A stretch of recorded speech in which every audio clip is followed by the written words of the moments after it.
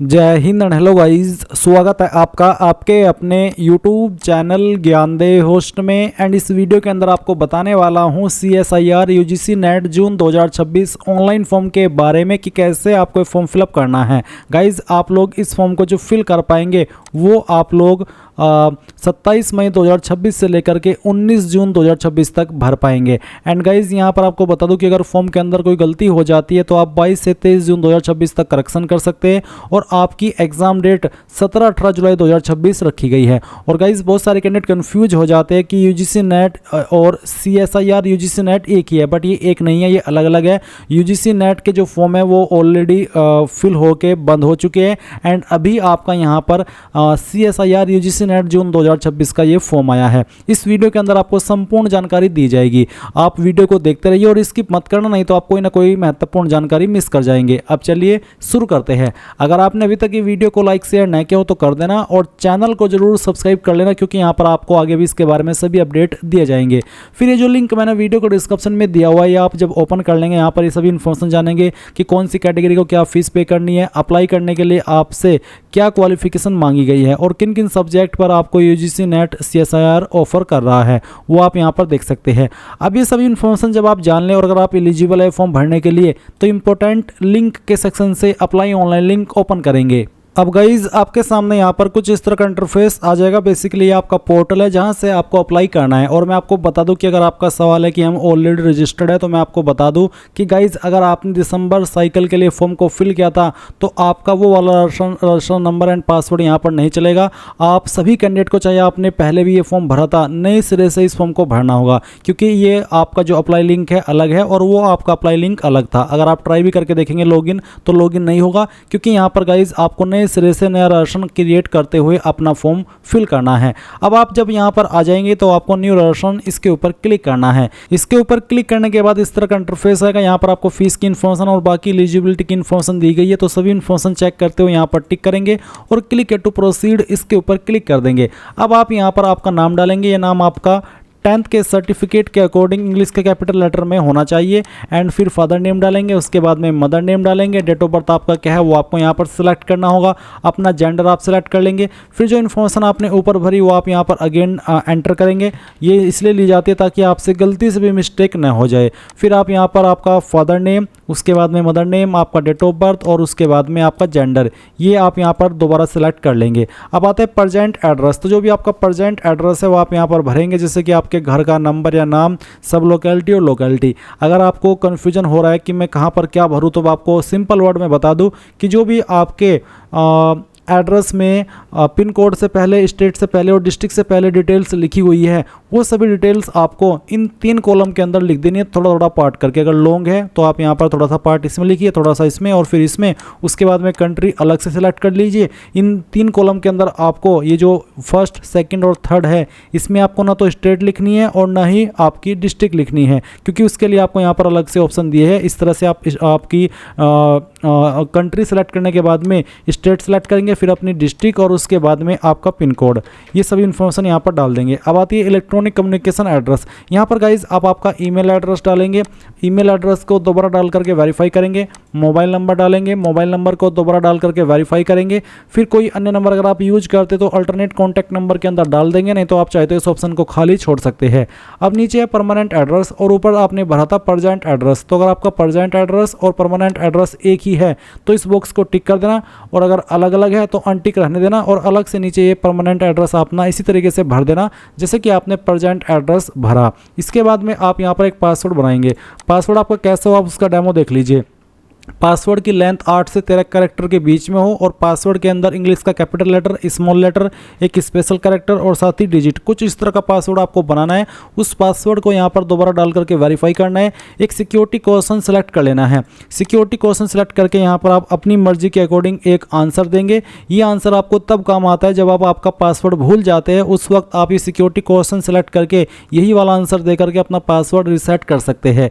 अब ये captcha code डालेंगे। इन सभी को जानकारी को चेक चेक करते हुए सबमिट के ऊपर क्लिक करेंगे। अब आपने जो भी जानकारी भरी है अभी तक उसका रिव्यू पेज आपके सामने इस तरह से आएगा। आप इसको क्लोज करके ये सभी जानकारी चेक करेंगे, जैसे कि पर्सनल डिटेल और फिर I have verified all personal detail submitted, इसके ऊपर क्लिक करेंगे। फिर यहाँ पर एड्रेस की इन्फॉर्मेशन है, फिर यहाँ पर आप एड्रेस के नीचे I have verified electronic communication present and permanent address detail submitted, इसके ऊपर टिक कर देंगे। डिक्लेरेशन आएगा, आई एग्री के ऊपर क्लिक करके submit and send OTP to verify mobile number, यहाँ से यस कर देंगे। अब गाइज जो नंबर आपने यहाँ पर रजिस्टर किया है इसके ऊपर आपको एक ओटीपी सेंड किया है, वो ओटीपी आप यहाँ पर डाल दीजिए और उसके बाद में सबमिट रजिस्ट्रेशन फॉर्म इसके ऊपर क्लिक कीजिए। अब आपके सामने कुछ इस तरह का इंटरफेस आएगा जैसा कि आप अभी वीडियो में देख पा रहे हैं। अभी आपको आपकी ईमेल आईडी भी वेरीफाई करनी है, तो आप इसके लिए लेफ्ट साइड में मोबाइल नंबर के नीचे वेरीफाई ईमेल आईडी इसके ऊपर क्लिक करेंगे। इसके बाद में आपको ये जो कैप्चा कोड आपके सामने आएगा वो कैप्चा कोड यहाँ पर डाल देना है और उसके बाद सबमिट एंड गेट ओटीपी इसके ऊपर क्लिक करना है। आपको यहाँ पर आपकी ईमेल के ऊपर एक ओटीपी सेंड किया जाएगा। जो भी आपको अभी ओटीपी मिला है आपकी ईमेल के ऊपर, वो ओटीपी आप यहाँ पर डालिए और वेरीफाई के ऊपर क्लिक कर दीजिए। मुझे ओटीपी मिल चुका है, आपको आपकी ईमेल चेक करनी है, आपको भी मिल जाएगा। और उसके बाद में यहाँ पर आप वेरीफाई के ऊपर जैसे ही क्लिक करेंगे ईमेल आपकी वेरीफाई हो चुकी है। अब यहाँ से आप ओके करके फिलअप एप्लीकेशन फॉर्म इसके ऊपर क्लिक कर देंगे। देन गाइज इस तरह का इंटरफेस आ जाएगा। अब आप यहाँ पर नीचे पर्सनल डिटेल इसके ऊपर क्लिक करेंगे और कुछ जानकारी भरी हुई है और कुछ जानकारी अभी आपको भरनी है। जैसे कि नेशनलिटी में आप इंडियन सेलेक्ट कर लेंगे, स्टेट डोमिसाइल यानी कि कौन से स्टेट के आप स्थायी निवासी है वो स्टेट आपको सिलेक्ट कर लेनी है। तो जो भी है आपकी स्टेट वो आप यहाँ पर सेलेक्ट कर लेंगे। फिर आपकी कास्ट कैटेगरी क्या है, जनरल हो, ओबीसी, एनसीएल यानी कि सेंट्रल वाले, एसटी, एससी या फिर जनरल, तो जो भी है वो आपको यहाँ पर सेलेक्ट करना होगा। उस कैटेगरी को दोबारा सेलेक्ट करके वेरीफाई करना है। फिर पूछा कि क्या आपके पास वैलिड कैटेगरी सर्टिफिकेट है जो आपकी ऑथराइज्ड गवर्नमेंट ऑफिस है उसके द्वारा जारी हुआ है। तो अगर आपके पास है अभी तो यस, और अगर अभी आपके पास नहीं है आपने अप्लाई किया तो आप यहाँ पर ये जो सेकंड ऑप्शन है वो सिलेक्ट करेंगे। सेकंड ऑप्शन सेलेक्ट करने पर आपको यहाँ पर श्रेणी प्रमाण पत्र आवेदन रसीद संख्या, यानी कि अगर आपने अप्लाई किया तो जो रसीद मिलती है उसकी संख्या डालनी होगी, किस डेट में आपने अप्लाई किया था वो डेट, और साथ ही प्राधिकारी का नाम जहां से श्रेणी प्रमाण पत्र के लिए आवेदन किया गया है, यानी कि उस अथॉरिटी का नाम जहां से आपने अप्लाई किया है। एंड अगर आपके पास ऑलरेडी है तो आप यहां पर यस कर देंगे। अब मैं आपको यहां पर दिखाता हूं, एक मेरे पास सेंट्रल का एक कास्ट सर्टिफिकेट है और ये मैं आपको डेमो के लिए दिखाऊंगा ताकि आपको समझ आ सके कि किस तरह से आपको यहाँ पर आपकी कास्ट सर्टिफिकेट की जानकारी भरनी है। तो ये ओबीसी का ये सेंट्रल के द्वारा जारी हुआ है। इस तरह का आपका सर्टिफिकेट बन करके आ जाएगा। अब अगर आपके पास है तो आप यहाँ पर देखेंगे कैटेगरी सर्टिफिकेट आईडी नंबर, तो इसमें आपको यहाँ पर प्रमाण पत्र क्रमांक के सामने एक नंबर देखने को मिलेगा, वो आपको यहाँ पर भरना होगा इस वाले सेक्शन में। फिर श्रेणी प्रमाण पत्र जारी करने की तिथि, तो आपको तिथि यहाँ पर जारी दिनांक के सामने देखने को मिल रही है, वो डेट आप यहाँ पर इसमें एंटर कर देना। जो भी है वो आप यहाँ पर इस तरह से एंटर करेंगे, जैसे कि मैं आपको एंटर करके दिखा रहा हूँ। फिर आप देखेंगे श्रेणी प्रमाण पत्र जारी करने वाले प्राधिकारी का नाम, ये होता है आपका नीचे की तरफ। आप देख सकते हैं यहाँ पर सक्षम अधिकारी लिखा है और उसके बाद में लिखा है तहसीलदार। तो आपको आपका सर्टिफिकेट देखना है और देखना है सक्षम अधिकारी के बाद में कौन सी पोस्ट लिखी है। जो भी पोस्ट लिखी है वही नाम आपको यहाँ पर लिख देना, चाहे हिंदी में चाहे इंग्लिश में। उसके बाद आपसे पूछेगी कि आप डायबिटिक है, आपको मधुमेह रोग है, अगर हाँ तो यस, नहीं तो आप नो करेंगे। आपकी फैमिली एनुअल इनकम कितनी है वो आपको यहाँ पर एक रेंज सेलेक्ट कर लेनी है। क्या आप माइनॉरिटी कम्युनिटी से बिलोंग करते हैं, अगर हाँ तो यस, तो फिर उसके बाद में आपको ये भी बताना होगा कि आपकी माइनॉरिटी कम्युनिटी कौन सी है। फिर एक कैप्चा कोड डालेंगे और सेव एंड नेक्स्ट के ऊपर क्लिक कर देंगे। अब आपके सामने यहाँ पर विकलांगता विवरण आएगा। इसमें पूछा है कि क्या आप PWD या फिर PWBD अभ्यर्थी है, अगर है तो यस, नहीं तो आपको नो करना है। फिर गाइज यहाँ पर ये जो कैप्चा कोड आपके सामने आए वो कैप्चा कोड आप यहाँ पर फिल कीजिए और इसको फिल करने के बाद में सबमिट एंड नेक्स्ट इसके ऊपर क्लिक करके यहाँ से यस कर दीजिए।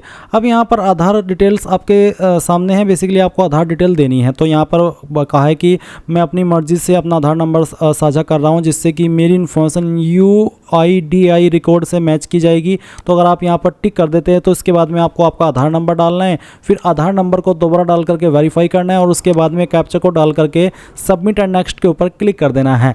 एंड अगर आपके आधार में कोई इशू है, आपको कोई प्रॉब्लम है आधार से, तो आप यहाँ पर नीचे जो ऑप्शन आ रहा है क्लिक हियर, आप इसके ऊपर क्लिक कर देना। फिर यहाँ पर आप कोई अन्य आईडी सेलेक्ट कर लेना, जैसे कि आप डिजिलॉकर के माध्यम से करना चाहते हैं, इंडियन पासपोर्ट नंबर या फिर पैन कार्ड नंबर, या फिर उसके अलावा कोई भी एक आईडी गवर्नमेंट द्वारा जारी हुई हो जिसके ऊपर फोटो लगा हो, जैसे कि वोटर आईडी। तो जो भी आप इनमें से करना चाहे कर लीजिए या फिर आधार के माध्यम से भी आप कर सकते हैं। इसके बाद में गाइज आपसे एक सवाल पूछा है कि क्या आपके पास अपार आईडी है, अगर है तो यस करने पर आप यहाँ पर जब सबमिट करेंगे तो गाइज इसके बाद बाद में आपको यहाँ पर इस तरह का इंटरफेस देखने को मिलेगा। अब आप यहाँ पर आपकी अपार आईडी डालेंगे, अपार आईडी को दोबारा डाल करके वेरीफाई करेंगे और एक कैप्चा को डाल करके सबमिट एंड नेक्स्ट इसके ऊपर क्लिक कर देंगे।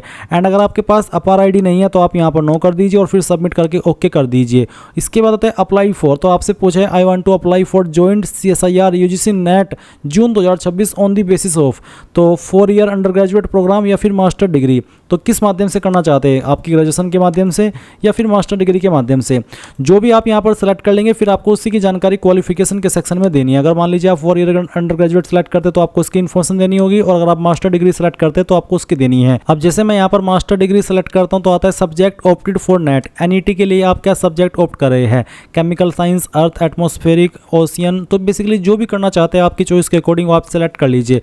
स्पेशलाइजेशन, तो स्पेशलाइजेशन आपको यहाँ पर सेलेक्ट करना है अपने सब्जेक्ट के अकॉर्डिंग। उसके बाद में apply for assistant professor, JRF और एडमिशन टू PhD। तो जिस चीज़ के लिए आपको अप्लाई करना है वो आप यहाँ पर सिलेक्ट कर लीजिए। और इसके बाद है मीडियम ऑफ क्वेश्चन पेपर, किस लैंग्वेज में पेपर चाहते हैं, इंग्लिश या हिंदी, जो भी लैंग्वेज आप सेलेक्ट कर लेंगे फिर इसी में आपको पेपर देना होगा। उसके बाद आप यहाँ पर चॉइस देंगे आपकी सिटी की। तो पहले आप यहाँ पर इस तरह से पहली चॉइस सेलेक्ट कर लीजिए आपकी बेसिकली स्टेट की, और फिर उस स्टेट के अंदर किस सिटी के अंदर चाहते हैं वो सिटी आपको यहाँ पर सेलेक्ट कर लेनी है, जो भी सिटी अवेलेबल है उनमें से कोई एक।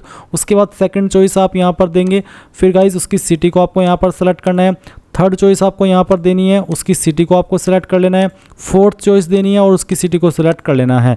फिर पूछा है कि फादर अर्जन का ऑक्यूपेशन क्या है, वो क्या करते हैं, तो किस लाइन में है, जैसे कि agriculture, business, medical, engineering, law practice, government service, private service. तो जिसमें भी है वही आप यहाँ पर सेलेक्ट कर लीजिएगा। अगर सेल्फ एम्प्लॉयमेंट है, खुद का कुछ काम करते तो वो भी आप यहाँ पर सेलेक्ट कर सकते हैं। उनकी क्वालिफिकेशन क्या है वो भी आप यहाँ पर सेलेक्ट कर लीजिए। फिर इसी प्रकार से मदर का जो ऑक्यूपेशन है, उनका काम है क्या है, वो आपको यहाँ पर सेलेक्ट कर लेना है। और फिर उनकी जो क्वालिफिकेशन है वो भी आपको यहाँ पर सेलेक्ट कर लेनी है। उसके बाद जो भी कैप्चा कोड आपके सामने यहाँ पर इस तरह से आएगा वो आप डालिएगा और सेव एंड नेक्स्ट के ऊपर क्लिक करके यहाँ से यस कर दीजिएगा। अब आती है क्वालिफिकेशन की जानकारी। अब जैसे कि मैंने बताया था कि अगर आपने 4 year under graduate course select किया होगा तो आपको यहाँ पर मास्टर डिग्री की जगह जो आपकी 4 ईयर की डिग्री है उसकी इन्फॉर्मेशन देनी है। तो जैसे मैंने यहाँ पर मास्टर डिग्री सेलेक्ट किया तो यहाँ पर मेरे सामने ऑप्शन है पास, अपेयरिंग या फिर रिजल्ट का वेट कर रहे हैं। जो भी आपका स्टेटस है, मान लीजिए आप रिजल्ट का वेट कर रहे हैं तो फिर आपको यहाँ पर इसमें ईयर ऑफ पासिंग में 2026 सेलेक्ट करना होगा। आपका कोर्स इनमें से कौन सा है वो आपको सेलेक्ट करना है। अगर इनमें ना हो तो अदर्स के ऊपर क्लिक करके खुद से अपने कोर्स का नाम देना और क्वालिफाइंग एग्जामिनेशन फ्रॉम इंडिया या फिर आउटसाइड इंडिया वो बताना होगा। फिर आपको इसी प्रकार से स्टेट बतानी कि कहाँ से आपने पास किया है।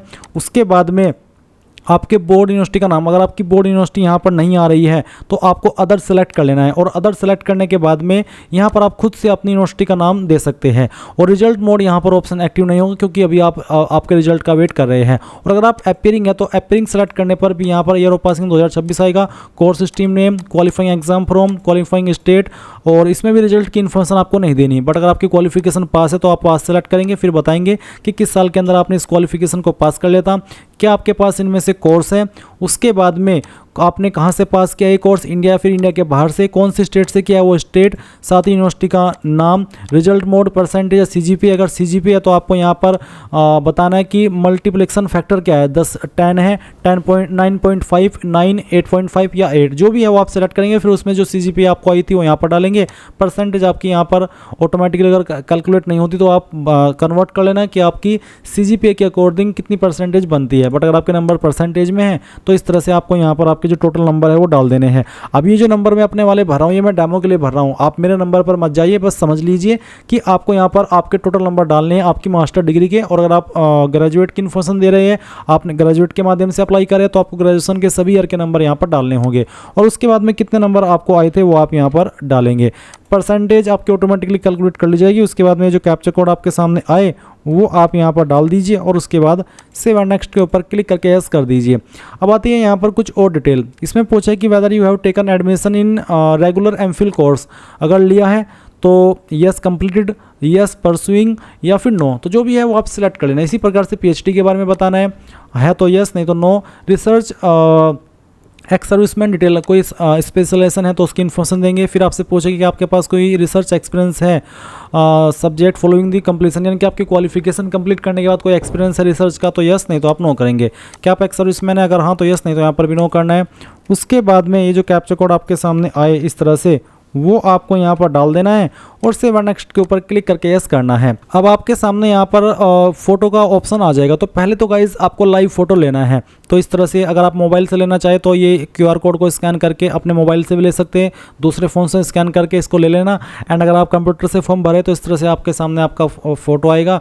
आप कैप्चर लाइव फोटोग्राफ इसके ऊपर क्लिक करेंगे और इसके बाद में अपलोड फोटोग्राफ इसके ऊपर क्लिक कर देंगे।